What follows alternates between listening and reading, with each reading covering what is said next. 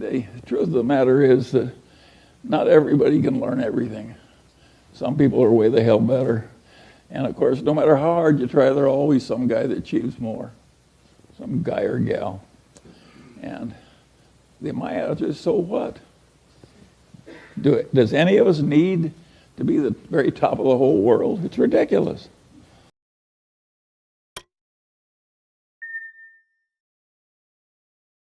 In my life, to give another example,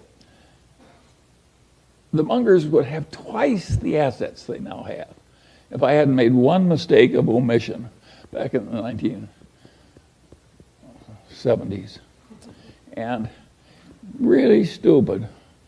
And I blew an opportunity that would have doubled my present net worth. That is a normal life. You get one or two. And how things work out, it's the basis. We all know people that are out married, their spouses are so much better. Think what a good decision that was for them. And what a lucky decision, way more important than money.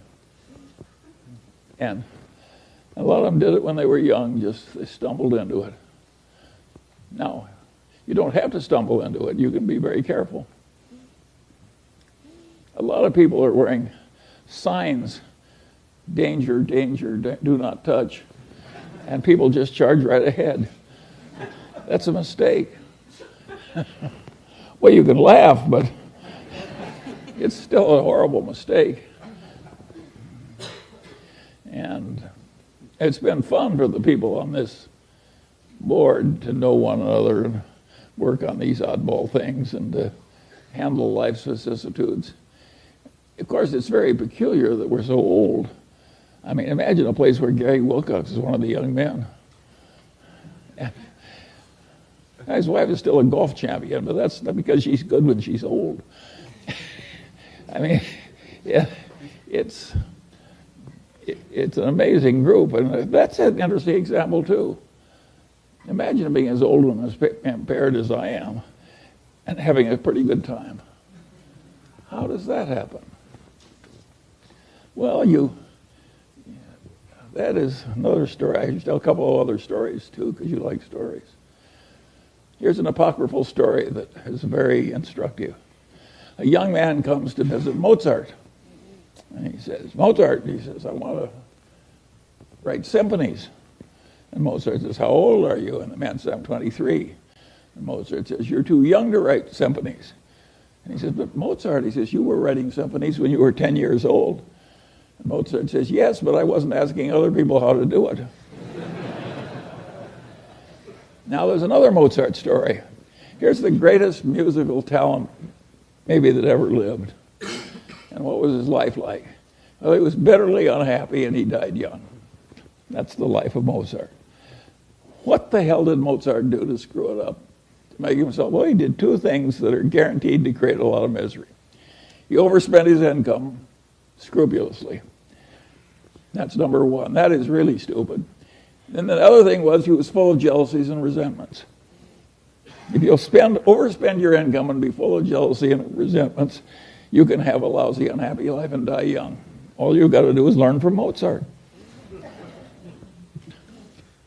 You can also learn from that young man who was asking Mozart how to write symphony. The truth of the matter is that not everybody can learn everything. Some people are way the hell better.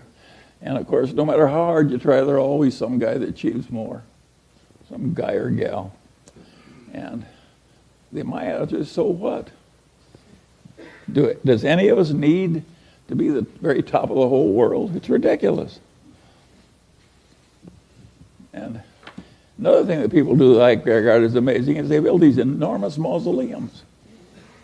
I think they figure they want people to walk by that mausoleum and say, gosh, I wish I were in there.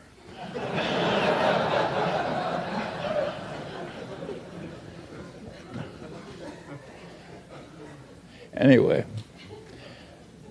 you can see we've had some fun as we go along, and it's worked so well, but if you actually figure out how many decisions were made in the history of the Daily Journal Corporation or the history of Berkshire Hathaway, it wasn't very many per year that were meaningful. It's a game of being there all the time and recognizing the rare opportunity when it comes and recognizing that a normal human allotment is to not have very many. Now, there's a very confident bunch of people who sell securities who act as though they've got an endless supply of wonderful opportunities. Well, those people are the equivalent of the racetrack tout. They're not even respectable. It's not a good way to live your life, to pretend to know a lot of stuff you don't know and pretend to furnish you a lot of opportunities you're not furnishing. And my advice to you is avoid those people, but not if you're running a stock brokerage firm. You need them.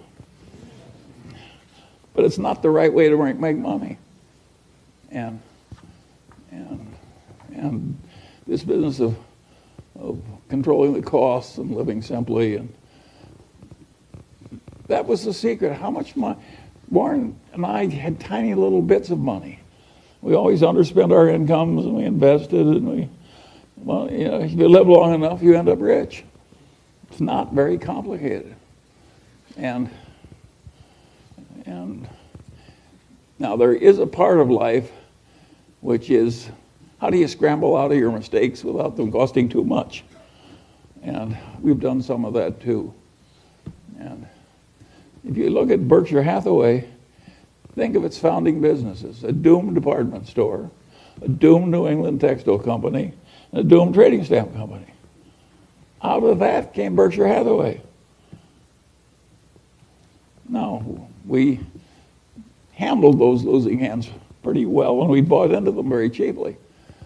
But of course, the success came from changing our ways and getting into the better businesses. And it isn't that we were so good at doing things that were difficult. We were good at avoiding things that were difficult, finding things that are easy.